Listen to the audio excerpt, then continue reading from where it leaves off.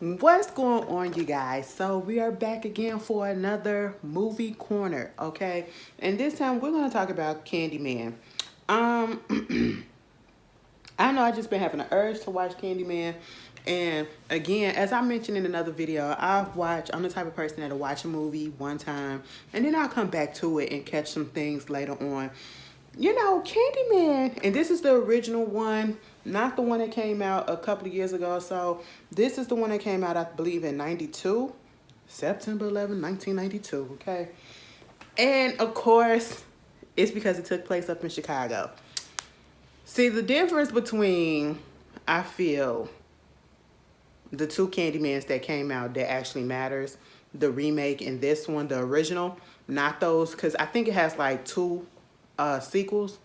And I looked at them before, and they're very, very much forgettable. Okay, I honestly don't understand why they made them. Like I said, it's one of those situations where you think that because you had such success with the first one, you can carry on, and not every movie needs a part one, part two, part three, or whatever. You know what I'm saying? Because depending on how it is, you just drag out the story, and then you get other people working on it, and it just lose the feeling and everything. And it's just like, let it be a one and done. And I feel like Candyman should have been just a one and done. All right, it was a good movie for the most part, but at the same time, like if you look at when I looked at it as a kid, or was I a kid? Yeah, I was a kid. Um, People said it scared them. It didn't scare me. And as an adult, people still say that it scares them. Like they won't say Candyman 5 times in the mirror or whatever. That is not real, okay? But I understand the lore of it, and it's very effective on that point. If they was trying to get people scared and, fall into that urban legend type of situation. Oh, I should do urban legends. But that's exactly what they did, okay? They accomplished that factor because, like I said, till this day, people who were young when this came out, who are full-grown adults, still won't say Candyman 5 times, you know what I'm saying? And so you get that, and the original movie is very much, I guess, like with a white savior. You could say a white savior because the main characters outside of Candyman, who technically should be the main character, but we barely even see him throughout the movie. If we see him, he comes in the middle half, you know. Um, that's going on. But then in the remake, it's more given the history of black folks and how it affected black folks. Whereas in this one, like Candyman was going after everybody. And mostly I just didn't like the fact that he was playing around in the projects. Okay, killing black folks. Like why? What was that about? We ain't the one that did that to you. It was the white folks that tied you up, cut your hand off, and put all that honey and stuff on you and had them bees eat you up. All because you fell in love with that white lady and y'all had a kid together. Like what? That's just what it was. But anyway, I still enjoyed the movie for the most part, and it was just, I don't know, like I'm liking doing movie corners because I'm going back and I'm watching all of these movies that I've seen that came out so many years ago and seeing how they're made and everything compared to how far we advanced in the movie making process of today. Um, this movie though, it irked me. It irked me. As I said, I'm from Chicago, born and raised. This movie was set in Chicago, right? And I believe on the west side for the most part, because that's what Cabrini Green is at, on the west side. Either way, when I was growing up, and this is what I had issue with, there's a certain point up in this movie where the main character, Helen, she goes over there to Cabrini Green. Man, baby, when I was growing up, and when Cabrini Green was up, we knew not to go over there. If you ain't had to go over there because you ain't live over there, baby, you don't go over there. It was dangerous over there. That's what it was told. It was always something happening. It was very much gang affiliated, gang heavy, all of that stuff.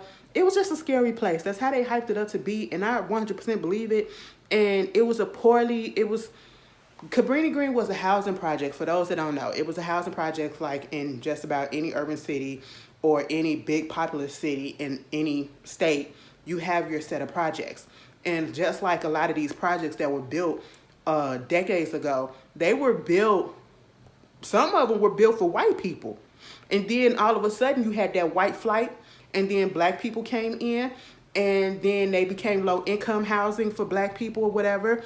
And then, you know, once it started being heavily populated by black folks, the government, the city, they practically didn't give a damn about it. And that's why the stuff started deteriorating. You know, it just started falling apart. You know, that's how the gang activity got so bad and everything. It was a mess over there, just like it was with a lot of projects, you know?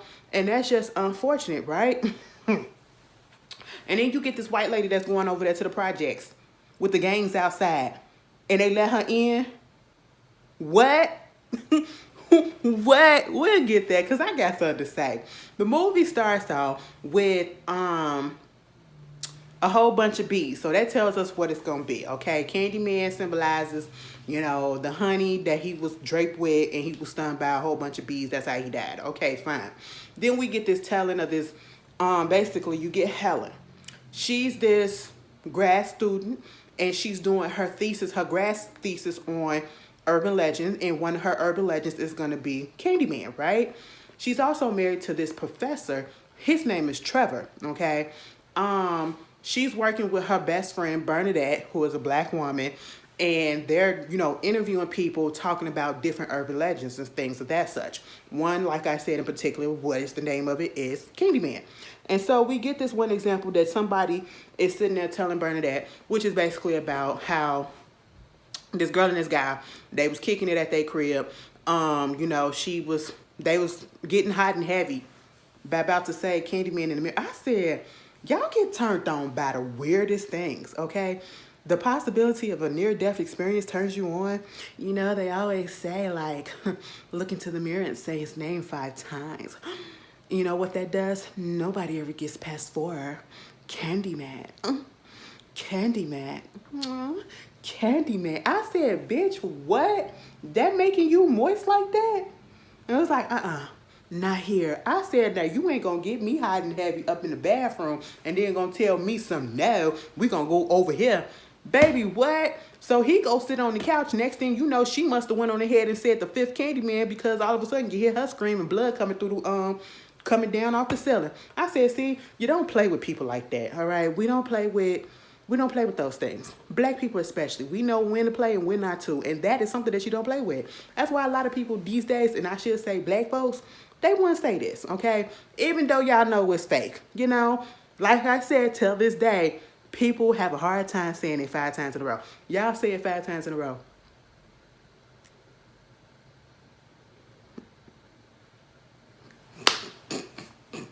But anyway, we see that going on. She getting that together. She goes down there to see her man. He up in there teaching a lecture on urban legends. Okay, she winds up going down there to talk to her man. Her man, and it just ain't her man, her husband, right? And so, as she going down there, he got a crowd of students there, right? And then it's this one particular girl, like she was saying, hey, they was like, hey, you guys, this is my wife, this is so-and-so, this is so-and-so, this is so-and-so. Everybody was like, hey, hey, hey. But then when it get to this particular girl, you know what I'm saying? She just looked at her like, like you can literally just tell how her attitude just changed. And I said, oh, he fucking her. Oh, he doing her bad. And even Helen picked up on it. She was like, you want to tell me about her? And he was like, what you talking about? Because she could barely even look at me, you know. He was like, oh, she probably just madly in love with me and all that stuff. I said, why are you telling yourself? He trying to be funny, but he telling the truth at the same time. Meanwhile, she pissed off at him because he did not do what they promised. Well, what he promised was to hold off on teaching urban legends this semester while she get her thesis together. But, you know, he said, I couldn't put my lesson plans on hold or whatever, so you're going to have to do what we got to do. Meanwhile, she up in there trying to transcribe these stories that people was telling her that she recorded on the recorder. And it was these ladies that was out there doing janitorial work, and they come up in there, tell her about the Candyman situation. And what some people probably don't realize is the story that these 2 ladies told her that were cleaning the, you know, the classroom. This is a story, and one of them last name was McCoy.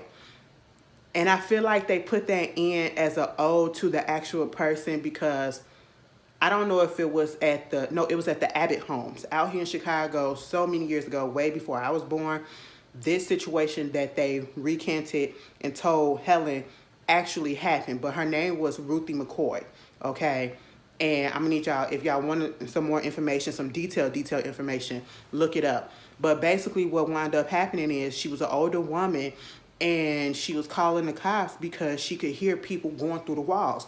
And back then, they used to have people, they had cutouts in the walls or whatever, where they would go from apartment through the apartment walls as they like trying to get away from people, trying to hide from the cops or whatever.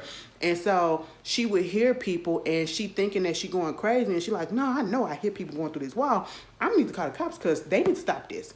Nobody would come. They thought she was being crazy. They just wouldn't listen to her at all until at one point, I think one of them came through her bathroom mirror, the cabinet in the bathroom.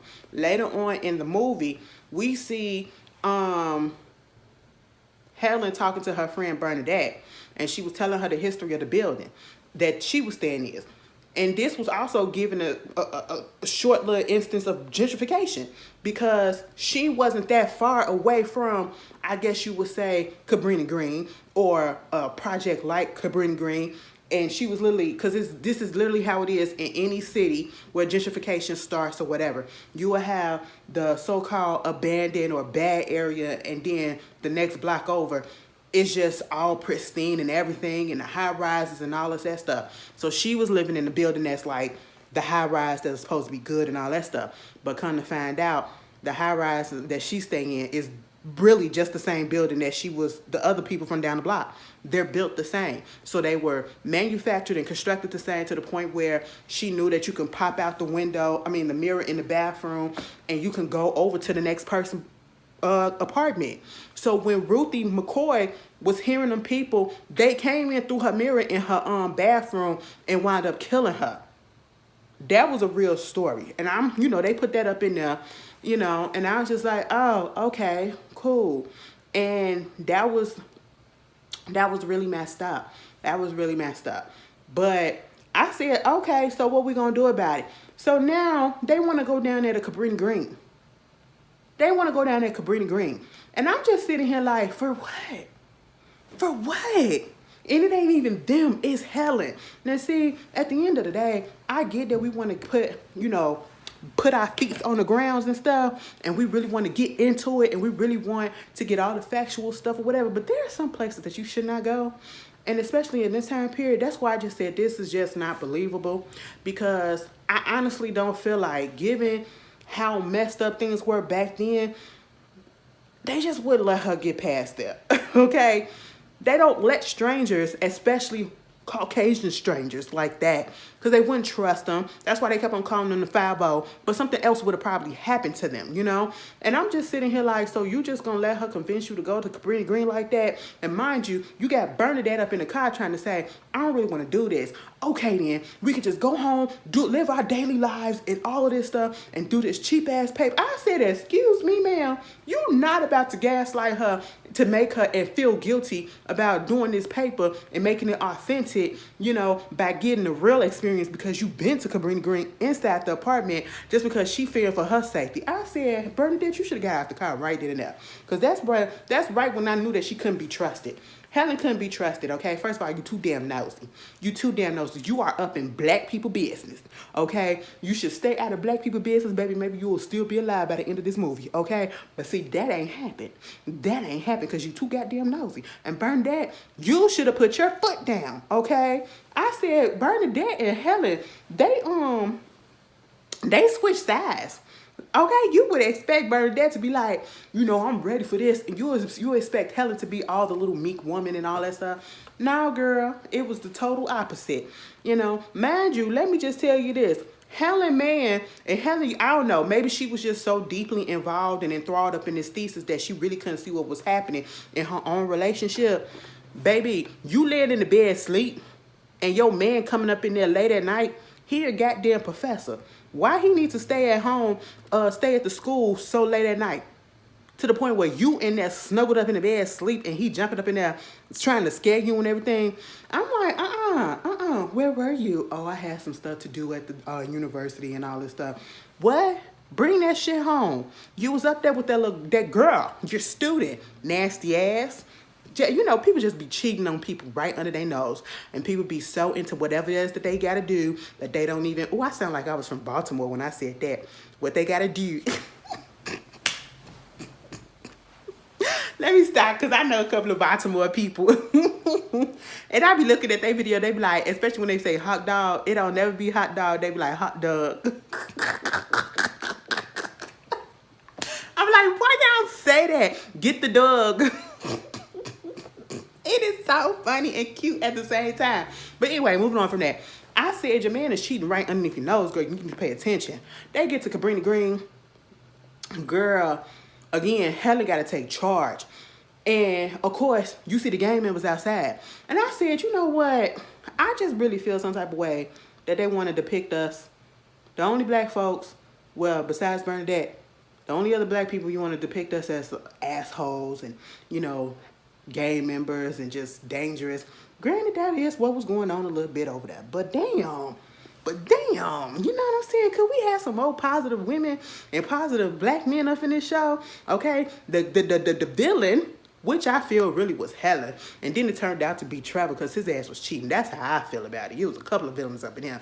They make the villain to be the Candyman, who was a black man. Okay, I understand why he started killing. I just don't understand why he was killing his own, you know, black people. Because black people ain't do it to him.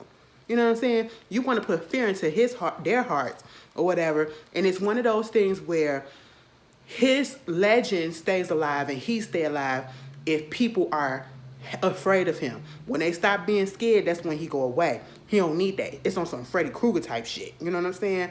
You know, and I was just like, ew, why I have to have that, right?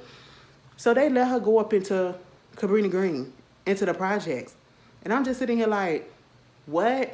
Man, I ain't never been up in no well, I did go in the project once before because my auntie used to live in one of those projects. I only went there one time and I never went back. I was scared. God rest her soul, I was scared. I said, Mama, don't you ever let us stay over there no more, okay? Because it was a lot of shit that was going on over there and I did not go to sleep. I was, ooh, Lord have mercy. But, because there was a lot of people over there.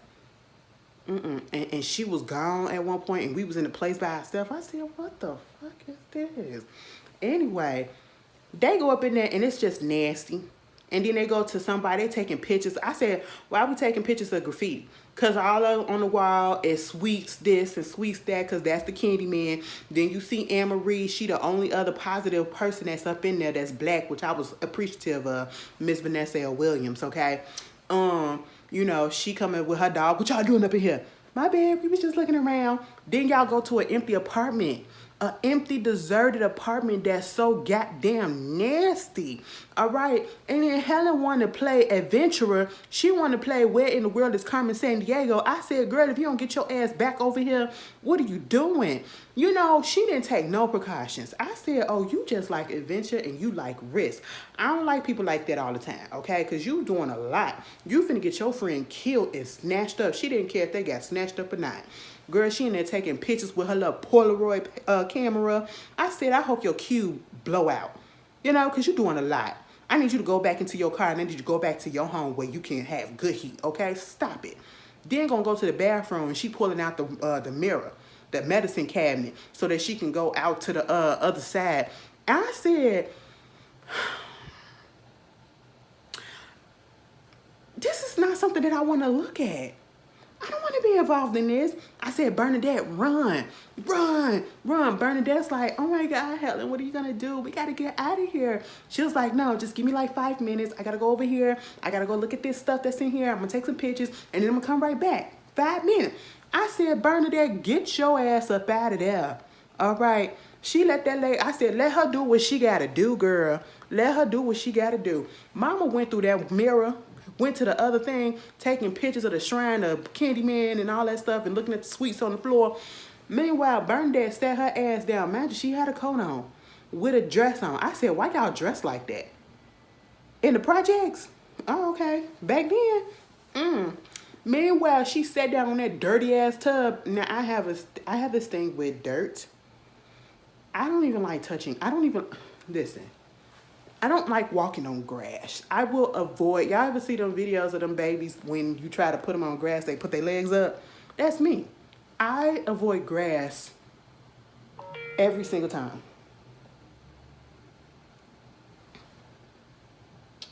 My mama had to go to speech therapy. I avoid grass every single time. If I have to step on it, I will. But if I don't and I can find another way, please. And I've been like that since I was a kid. I do not like the texture of grass. And it's not necessarily the grass. It's the mud, the dirt underneath it, because it's not even. I have to have an even texture. It just feels weird. I'm a texture type of person, okay? And so I'm that, and I don't know what's in it as well, because if I can't see what's in it, I don't want to touch it.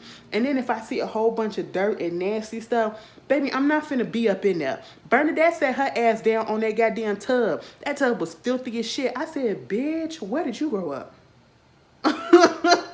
Where did you grow up? Okay. Meanwhile, it was Anna Marie that had to tell them to bring their ass up out of there. So they go over there to her apartment. I said, Anna Marie, why you letting these people up in your apartment like this?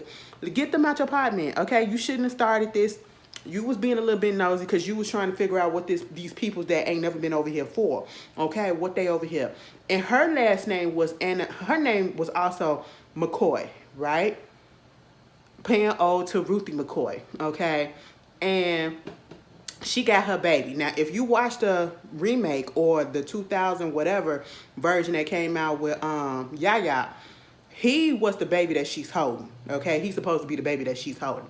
I said, you've been through a lot through your life and you don't even remember. God damn. Meanwhile, you know, she let Helen touch her baby and stuff. I said, you don't know that lady? First of all, she is up in your house and you don't. I'm saying, what? This is a whole bunch of red flags that's just going on. You know, she telling her about the apartments and, you know, they don't really come up in here. Not all of us are bad people, which is true.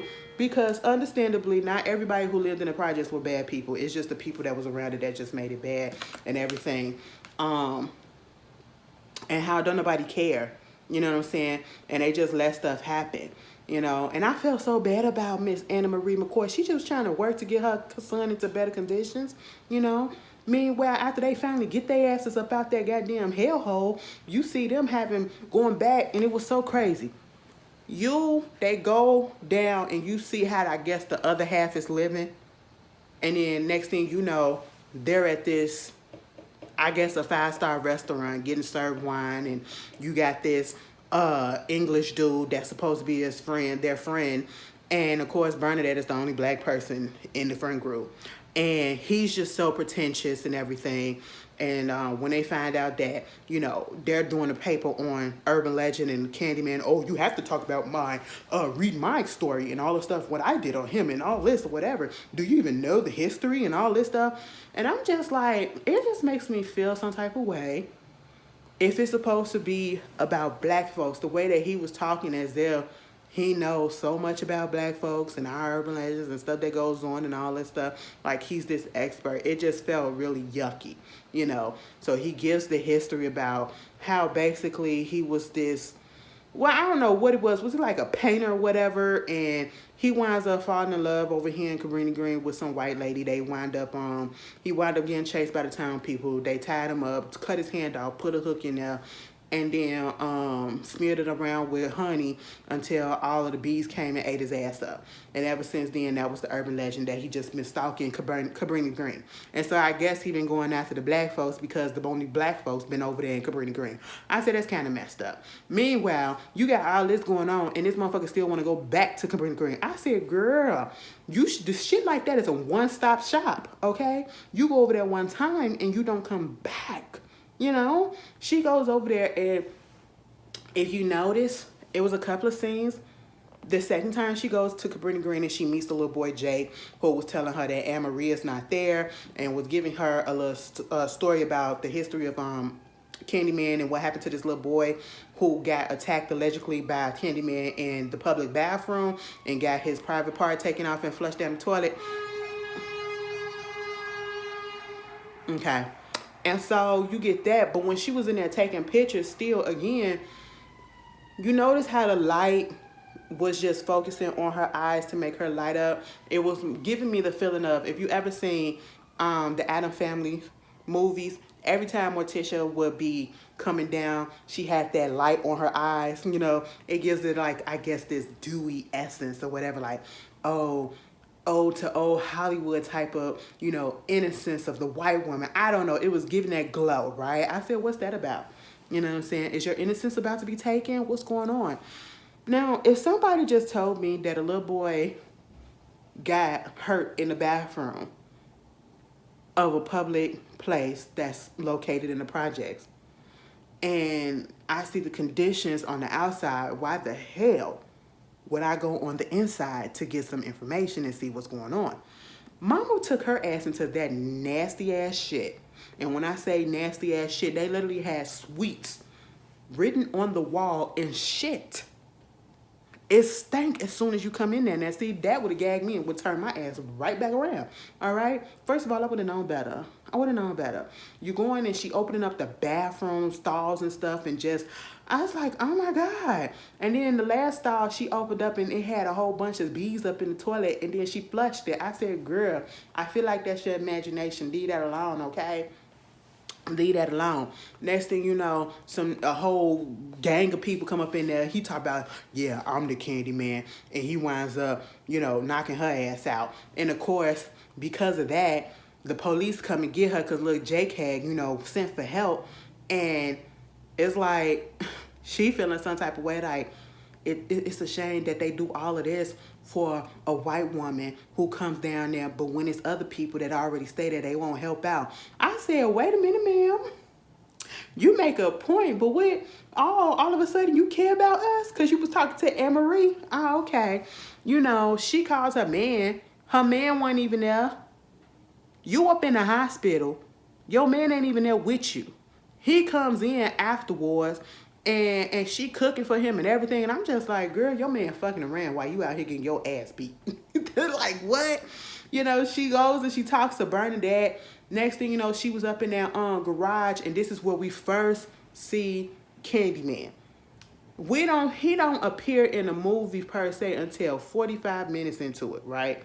I said, what? Let me tell you something. Tony Todd was the best person for this, though. I feel like that's the reason why people were scared of it, because of his voice. And they do that whole thing with the lighting on her eyes and everything again. Like a damsel in distress, and she's just, I don't know. I don't know what they're trying to focus on, but that's what they was giving. And, he was basically saying, be my victim. Okay, it was always you. You need to leave with me and all this stuff. I said, is she a descendant of that white lady that you got killed over? Is that why you after her? And they having a whole conversation up in the parking lot. And I guess he was just trying to convince her. You're going to have to come with me at one point in time. I'm just trying to let you know. And then it's like he had her in a trance. Like she didn't know nothing was going on. She just went in a hypnotized trance, right? Because next thing you know, she was talking to that man up in the parking lot. She woke up in a goddamn apartment. Who apartment? Anne-Marie. You up in Anne-Marie's apartment on the floor in a whole puddle of blood. I said, oh my God, who is that? Girl, she done killed the damn dog. She had a whole ass Rottweiler up in there. She and she done killed her dog. We don't know where the baby at. The baby gone. And Anne-Marie over there going crazy while Helen trying to get her ass off the floor trying to figure out what the hell is happening. She was like, girl, what? What's going on? I said, bitch, you done took that lady baby and you done killed that baby dog, that dog. Like, that's what's going on. Meanwhile, Anne-Marie, I said, Anne-Marie, called the cops, bitch. What are you doing? Girl, she went over there finna beat Helen ass, and Helen was trying to get her off of her, so she took a butcher knife. I said, not a butcher knife, and struck her right here. Bam! I said, bitch, you gotta, Anne-Marie, you gonna let her do that to you? You gonna let her do that to you in your own home? Then all of a sudden the police wanna come in. So they finally arrest this girl. When they were telling her to take her clothes off so they could take the pictures, oh my God, can I take a shower? No, bitch, you got all this evidence on your body. They ain't finna make you take no shower yet, okay? And then she's under arrest, and they trying to figure out where the baby at. She calling her husband. He ain't there. He ain't even at the house. She gotta leave a message on the phone. Girl, he finally shows up, and I'm sitting here like, you up here fucking around with that student Mind you, they're in college, so I want everybody to understand that. It's not an underage type of situation. You're in college. You up there fucking around with that student while your wife is over here getting locked up like she Akon up in this beach. I said, what is going on? Meanwhile, of course, it's a whole bunch of media storm because, oh, a white woman went up into the projects and stole the baby of a black lady. That's basically what it was, because they don't know where the baby is. She claims she don't know where the baby is, which she really don't, because she done got hypnotized. Next thing you know, she looking at them pictures that she took. She see pictures of the what's his name, Tony Todd up in there, aka Candyman, and you know, she goes up in the mirror. She was about to say Candyman and all that stuff. Baby, she see that man pop up down the hall. I said, girl, you are playing with demons. This black man wants your ass so bad. He popping up wherever you at this point. Girl, he telling her all this shit. Be my victim. You know what I mean? I ain't gonna lie. It did something to me. I don't want to be nobody victim, but he said that. I was like, oh, what you want me to do?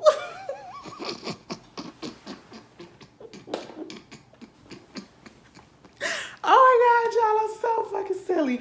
But for real, Tony Todd got a voice that'll probably turn you on and scare you at the same time. Because I was like, it's deep, but it's scary. But it's deep, but it's scary. Like, he the best person. He always playing death, bitch. Perfect person for this and a perfect person for the Final Destination movies. I wonder how he doing these days. But again, she winds up blacking out. Her friend comes over trying to see if she's okay.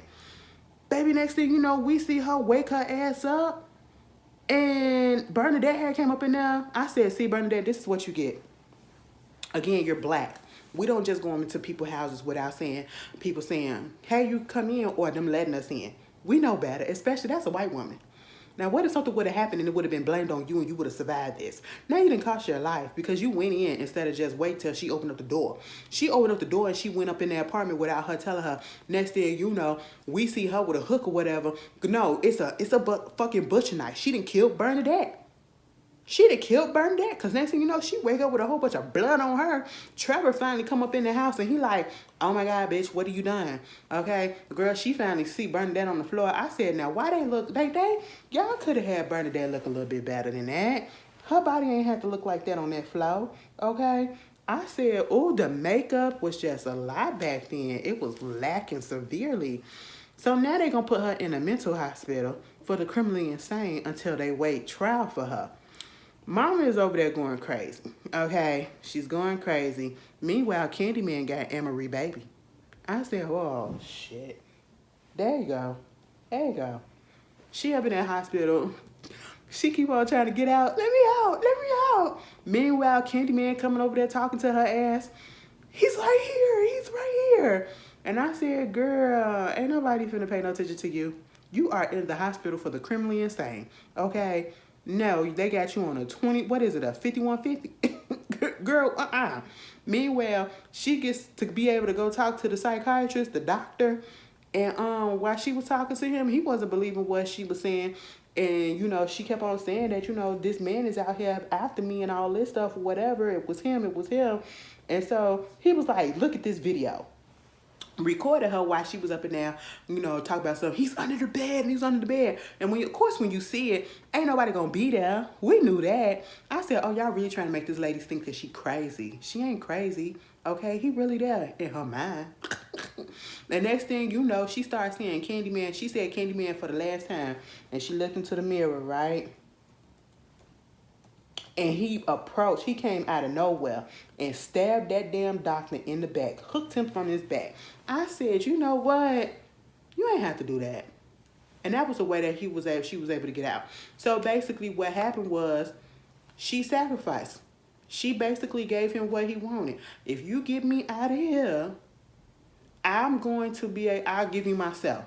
And so that's just what happened. She wound up escaping the freaking hospital because she jumped out the window into another patient's room, knocked out a fucking nurse, and then took her clothes and her ID. She goes home to what she thought was her home, because apparently she's been in the hospital for a good 30 days or so. She come up in there, bitch. They repainting the wall. And when I say they, Trevor got his little student bitch up in there, okay? And see, I'm calling her that because she showed no respect to that lady. You literally shook her hand, gave her a whole bunch of attitude, and let her know that you fucking her man without saying it, right? She picked up on it a little bit, but she ain't had no proof, okay? She was still believing her man. And then when she come home and you up here painting her walls pink, okay? You painting her wall Pepto-Bismol pink? Are you serious? Are you serious? And then had the nerves to start crying as soon as you saw her. Oh, because you scared because, she's a killer. She didn't kill 2 people. She killed a dog and she killed her friend. That's what you scared for? And she was like, oh my God. I said, girl, bitch, what? Trevor? I said, girl, you want to cry now?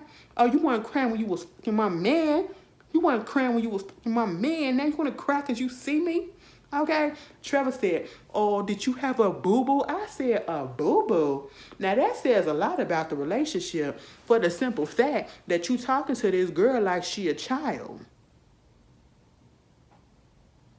I said, you shouldn't even be with her. You shouldn't even be with her. Meanwhile, oh, excuse me. He looking, she was like, what's up, Trevor? You look, I ain't even been gone. So you got this bitch up in here? So when was you gonna tell me? When I got out? Oh, no, you weren't gonna tell me when I got out because you didn't think I was ever gonna get out. I said, now, Helen, you killed somebody. You were never gonna get out. So yes, that's exactly why he didn't say nothing. Okay, he was up there playing games and playing house with that little girl. He said, you know what, we ain't gotta hide no more. Okay, I'm gonna just let you come in. I said, you know what, it was giving very much Sweet Tea, Dr. Greg, and Quad from Married to Medicine. Okay, that's what it was giving. Because ain't no way in hell I'm finna stay up in an apartment that a death happened. Right there, no, I would've moved. And not only did they not move, he moved the girl up into there and let her do all of the interior decorating. Same thing that Dr. Greg did with Sweet Tea, with Quad left, And then, she wanted him to call the police. If you gonna call the police, call the police. I said, bitch, you better be glad. You better be glad Helen got some other stuff going on because Helen should have shanked his ass right in there. Okay? Helen should have cut his thing off right in there. Meanwhile, she leaves out and I said, girl, it's Chicago and it's cold as shit outside and you just got on a little sweater that you wear around the house. I said, girl, I know you freezing. She go back over there to the projects. She see Mr. Candyman and the whole thing that he got set up and all that shit. She trying to find that baby. Her whole thing is she want to find the baby. Okay? He want her. You see the history of him written all over the walls and the pictures and all that stuff. And basically, they're about to have a bonfire. Because they said, oh, he's out here. We're about to kill his ass. And she thought he was going to get a baby up. He lied. He was going to have that baby killed. But see, when she was fully giving in on her deal to, sacrifice herself and to go with him for the baby, all them fucking bees came out his mouth. I said, oh my God, this don't even feel like it's sanitary. This is disgust, okay? And so, he lied. He took the baby. They going out there to the bonfire and all that stuff. And next thing you know, the people in the projects, they was like, the Candyman out there. Let's light this motherfucker up. So they light up the bonfire and everything. It's a whole bunch of woods and shit that's out there, like, shit that's disregarded. Mind you, Candyman and Helen is in the midst of this with the baby, okay? So she didn't kill Candyman, so she thought. She just immobilized him by sticking him in the stake with a stomach. Well, sticking in his stomach with a stake that was burning. So he got burnt on fire. You were supposed to be with me. Come with me. I said, no be begging. I said, nigga, stand up. Begging this lady like this. Stand up. Okay. Damn. She found the baby. She got the baby out of there unharmed, unsinged. But her ass was burnt the fuck up. I said, damn, bitch. And then she died. Next thing you know, we see them at her funeral. And it was literally only her friends that was sitting at that table with her at that dinner. And Trevor and that bitch. That's just it. I said, damn, Helen, the people really deserted you when they thought that you was a killer. Okay? And then here come the people from the projects. They come up there leading the charge with Jake and Anna Marie with her baby. they go to her casket as they lowered it to the ground and they threw in a hook. I said, what the fuck is this? I said, we ain't doing all of that. We ain't doing all that. I said, y'all, and this goes to show that this again was being directed by somebody white. Because when you watch it, you could just tell, like, no. Even for back then, no, this wouldn't happen, that wouldn't happen. It's that white savior complex that's coming through. That was my qualms with this. You can clearly see that this was made by a white person. And then, after that, you see Trevor and old girl in the apartment. He in the bathroom soaking and being depressed or whatever. And then she upset because he's still in his feelings. I said, you are a bitch. You are a bitch for real. I hope you don't ever go through nothing. I was like, child, that was his wife. That was his wife. Let that man grieve. And then, all of a sudden he gets up and he looks up in the mirror. Oh, Helen. Oh, Helen. I said, what? That don't even sound natural. I ain't finna be, I'm grieving over somebody. I be saying, why? That's what I be saying. I ain't finna be calling their name out like that. So I was like, that's a little bit weird. But then he said it a fifth time, and next thing you know, she popped up behind him all burnt and all, and she said, what's up, Trevor? Seen a ghost? I said, oh, bitch. And then I said she got her revenge in the afterlife. Child, she could fuck that man up, and I wasn't even mad. Girl, all of a sudden, girl hear something going on. She was like, oh my God, Trevor, are you okay? I said, no, he in a tub full of blood, just all fucked up. She's like, oh my God. I said, Helen, you should have took her ass too. And that was the end of the movie. See, I don't understand what people were scared of, though. As I look at it as an adult, too, it's just like what y'all was telling me, and some of y'all got sense. Well, not all y'all. The ones that said that they were scared to tell us the hood, y'all ain't got no sense, okay? And I'm saying that with love. Because when I watched it, maybe because if y'all watched it as a kid, because kids take things a little bit different, and it probably would have scared them. But as an adult, for everybody that's saying that, oh my God, Tales of the Hood is really scary to me, too. Still, to this day, grow up. Grow up. Because I watched that and I said, huh? This what y'all was scared of? The little nigglets. I